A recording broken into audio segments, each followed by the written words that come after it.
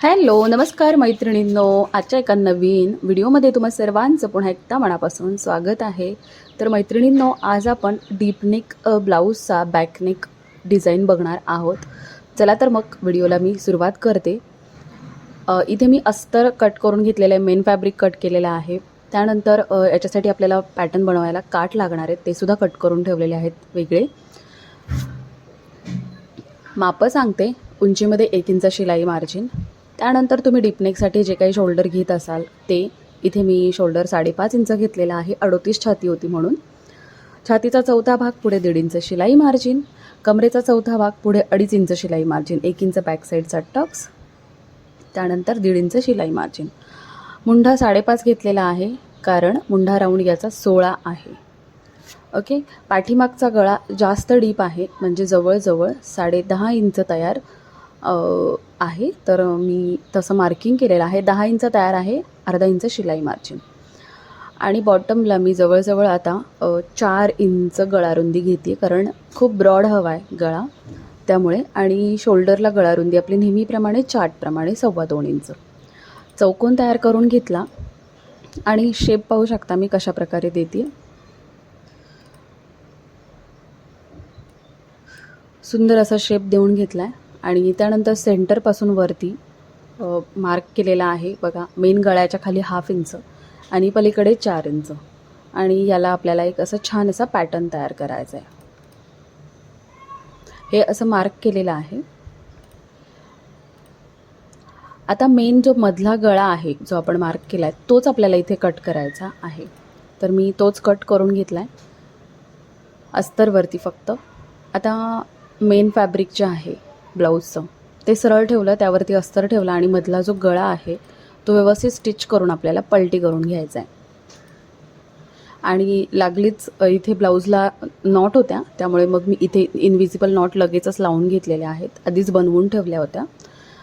त्यानंतर बघा, आतल्या बाजूला मी दाबटीप दिली आणि हे पलटी करून घेतलेलं आहे.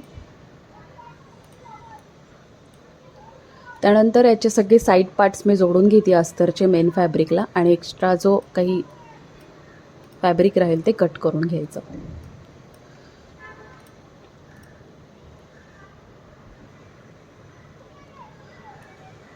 ते झाल्यानंतर आपण जो गळा तयार केलेला आहे त्याचे दोन्ही जे बॅक साईडचे भाग आहेत, सेंटर नाही, त्या दोन्ही भागाला मी व्यवस्थित लेस लावून घेतली.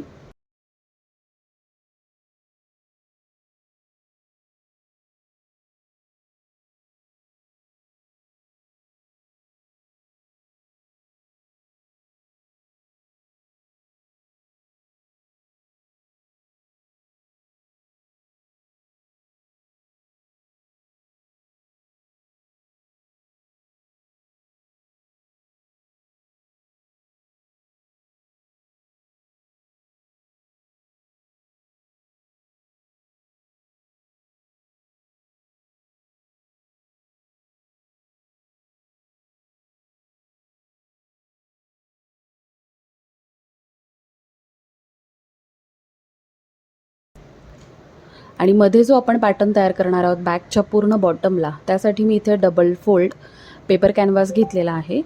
आणि त्याच्याप्रमाणे जसं आपण मार्किंग केलं होतं सेम पेपर कॅनव्हासवरती तसं मार्किंग करून तो शेप देऊन घेतलेला आहे.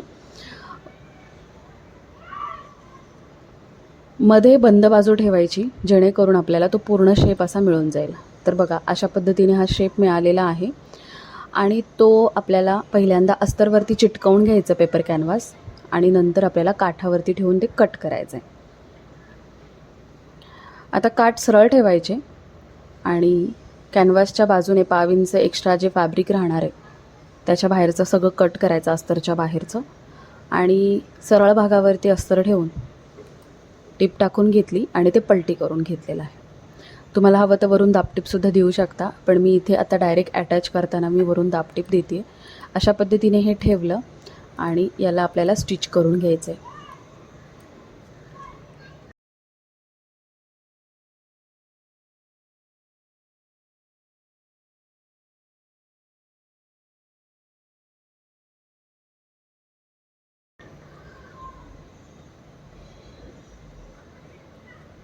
वरच्या दिशेने आणि खालच्या दिशेने दोन्ही बाजूने आपल्याला इथे स्टिच करून घ्यायचं आहे. आता इथे एक महत्त्वाची गोष्ट की तुम्ही जर का याला बॅक साईडला टक्स टाकणार असाल तर अगोदर टक्स टाकून घ्यायचे, नंतर पॅटर्नवरती अटॅच करायचा. इथे मी तेच केलेलं आहे.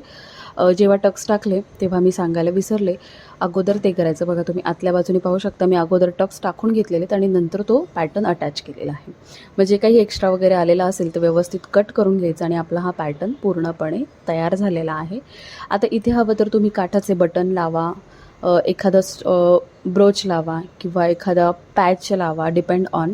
आणि इथे तुम्हाला हवं तर इथेसुद्धा तुम्ही छान अशी लेस लावू शकता. बट कस्टमरला तिथे नको होती कारण त्यांना काठच जास्त हायलाईट करायचा होता. तर मी आता इथे बॉटमला पण पट्टी लावलेली नाही आहे, त्यामुळे बॉटमला म्हणजे कमरपट्टी लावून घेते. आणि हे आहे आपल्या ब्लाऊजचं फायनल लूक. आणि नॉट ज्या आहेत त्या नॉटसाठी मला इथे लटकन बनवायचे होते. तर सेम सध्या खूप ट्रेंडिंग असलेले मी इथे लटकन बनवून घेते. आधीच्या पण व्हिडिओमध्ये मी शेअर केलेला आहे चौकोन तयार करून. त्यानंतर ते अशा पद्धतीने व्यवस्थित असे लटकन मी तयार केलेले आहेत.